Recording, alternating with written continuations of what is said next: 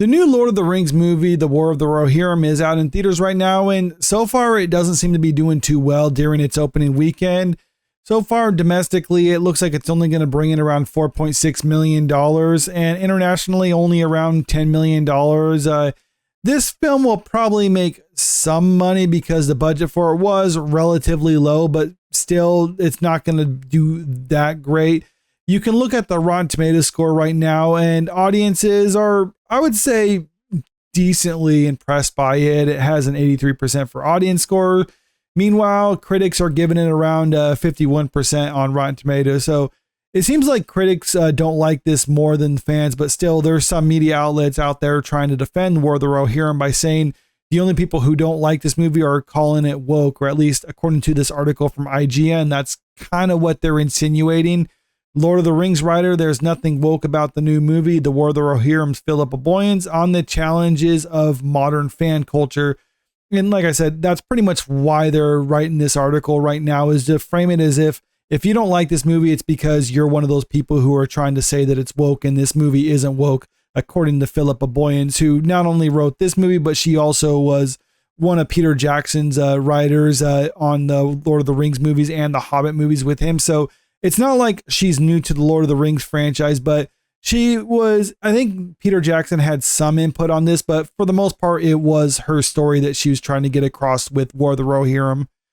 With the new anime film, The Lord of the Rings, The War of the Rohirrim, out now, a familiar argument has emerged in some circles regarding how or why a new story can be told from Lord of the Rings creator j.r.r. Tolkien's finite body of work based on Tolkien's appendices.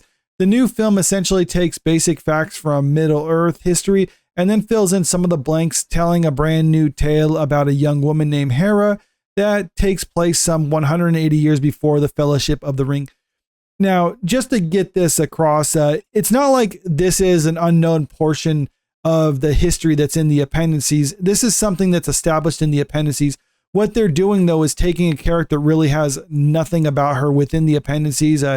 Hera is only briefly mentioned. She's essentially a footnote, and basically expanding upon that to make her the main subject of this type of story. And they're even going so far as to making some changes into what we do know in the appendices in order to try to fit Hera as the lead character in this particular story. And that's something that a lot of fans of the Lord of the Rings books are opposed to, and that's why they're calling this woke, or at least some people are calling it that, because they're changing the established story in order to make sure the primary character within the story is a female.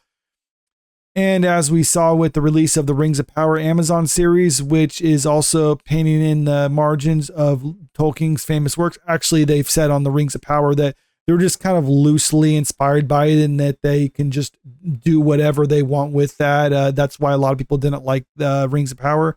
There's also an element of fandom who come out hard against the franchise. If they don't like the way certain elements, characters, or what have you are being portrayed, call it toxic fandom, call it a vocal minority. Actually, I don't think it's a vocal minority when it comes to this, because it seems like the minority of the fan base are the ones actually going to see it. So it's a majority who are speaking out against it right now. Or just ignore it completely. Or, okay, maybe it's not a majority of the fandom who's speaking out against this. Maybe a majority of the people are just indifferent to it, which to me, that's even worse when you have no strong opinion whatsoever, where you just don't even care about it. I think that's when you get to the real death of a fan base right there. But there's no denying that the internet has become a megaphone for such voices in a way that wasn't the case when the original Peter Jackson trilogy was released. Yeah, the internet wasn't what it was back then, but still there were people speaking out against some of the changes that they made. Some of them I don't mind. Other ones I kind of understand what they're getting at when it comes to the changes that Peter Jackson made in his Lord of the Rings one, but there were still people speaking out against it. And if the internet was how it is right now, then it probably would have been a lot more people complaining about it then, but still the movie was really good and general audiences liked it. So as a result, it really ultimately didn't matter. And I'm thinking when it came to The War of the Rohirrim, if it was something that pleased general audiences, then it really wouldn't matter what fans of the Lord of the Rings books would say about it. But the fact of the matter is they're complaining about some of the changes that's being made to it. And evidently the general audiences happen to agree, and that's why they're not watching it. Philippa Boyens, who co-wrote the story and produced The War of the Rohirrim, should know, as she also co-wrote Jackson's Lord of the Rings and the Hobbit film trilogies. But she says she and her fellow filmmakers didn't take these type of reactions into considerations when making The War of the Rohirrim. So it's nothing woke about this, guys. If you're out there, Philippa Boyens, I don't think you can. She recently told me Tolkien didn't just write books. He wrote an entire mythology of vast, incredible works, which is so detailed and so complex and works on so many different layers. And you can just leave you can just leave that alone and not touch it. But he himself did not want that. And he himself said that he wanted other minds to come to it, bringing music and art and drama to it. So he had a sense of that at some stage, because I think what he knew about myth is it cannot be immutable. And that's true. Tolkien created Middle Earth and he invited other people to kind of go into there and put their own touch on it. But what he also said in many letters to other people is that if you're going to actually be a sub-creator in these type of things, like you have the initial thing that he created, and if you want to go into Middle Earth and create a story within Middle Earth, you have to stick to what's pre-established within the story. Otherwise, if you're going to violate that, then it takes the audience out of it, because at that point, the audience is thinking like, okay, well, this goes against what I pre-established, and they're no longer immersed within that world. They're taken aback by it. And maybe audiences could be generous and be like, okay, I'm willing to suspend my disbelief, or I'm willing to forgive these sort of things because I like what they're doing. And that's fine, but that shouldn't be expected of the audience. You shouldn't expect them to suspend what they previously know as the established lore and established canon in order to try to appease you. So it's really up to the author of the new creation to try to be as faithful as possible. Otherwise, if they are getting pushback, that's pretty much their own fault. And that's just kind of to sum up what Tolkien did say about it. As Boyan says, the books aren't going anywhere, regardless of how many spin-offs or new adaptations are made in whatever medium. And she kind of goes on to say that, where it's like people can do whatever they want, but it's not touching the original things. Tolkien's work is always going to be there. And I agree with her on that one. I don't usually take things too seriously when creators try to adapt something and I think mess it up, or even if it's another creator trying to make a sequel to their own pre-established work. If I didn't like what they did with the sequel, I think it kind of ruins how they established the characters in the past. Me personally, in my own head canon, I can just kind of ignore and be like, okay, well, I don't like what they're doing here, so I'll just, in my mind, say everything ended on this one. Like the Indiana Jones franchise, for instance. I think Last Crusade is the perfect way to end the movie. I just kind of ignore whatever came after it. Even though Kingdom of the Crystal Skull is still Spielberg and Lucas working on it, I didn't like that movie. So in my own mind, I would just rather think like that movie doesn't exist. The series ended at Last Crusade when Indy was literally riding off into the sunset. I like that ending a lot better. I mean, if Spielberg and Lucas were to come out and make another one and just kind of like retcon Kingdom of the Crystal Skull or something like that, then I could be okay with it if I actually like that movie. But I have no obligation to be that generous. Some people don't like any of the Indiana Jones movies after the first one, and if they say that's the only one in their mind, that's okay too, even if I personally disagree with them.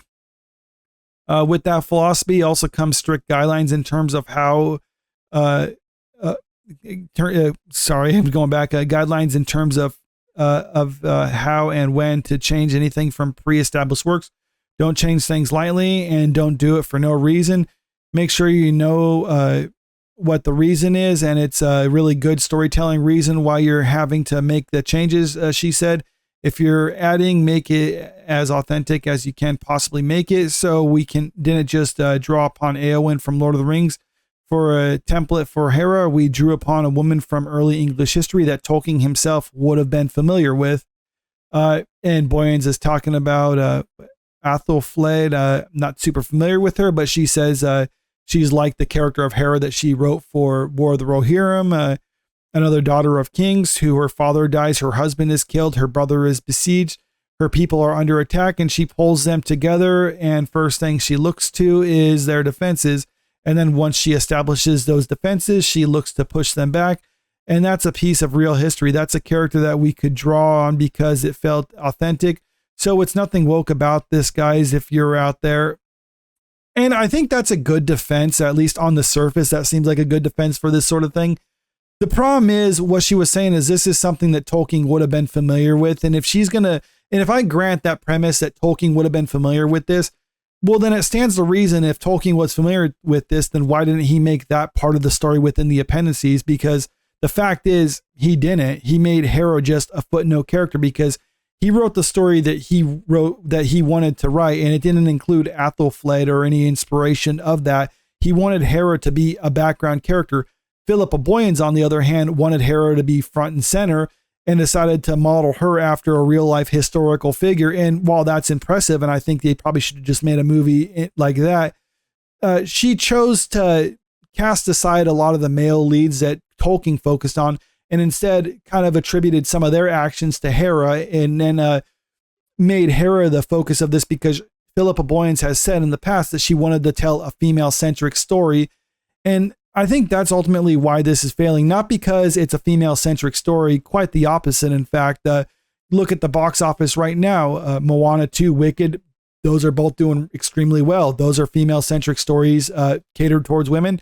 Meanwhile, War of the Rohirrim, Kraven the Hunter, those are two movies that are obviously catering towards a male demographic, and they're not working. And I think the reason why, ultimately it's just because the movies aren't very good. People don't like them.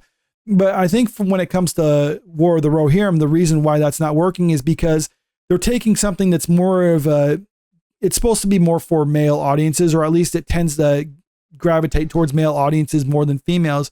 And that's not to say women can't like the Lord of the Rings franchise. I know many women who love the Lord of the Rings franchise, but it still is predominantly mostly a male franchise. And when you take that and you're trying to shift the target audience to a female demographic, well, then suddenly you're not necessarily going to be attracting more females to it. You're basically just alienating the existing audience you have. I mean, this is kind of marketing 101. You have to know who your audience is and who you're making your product for.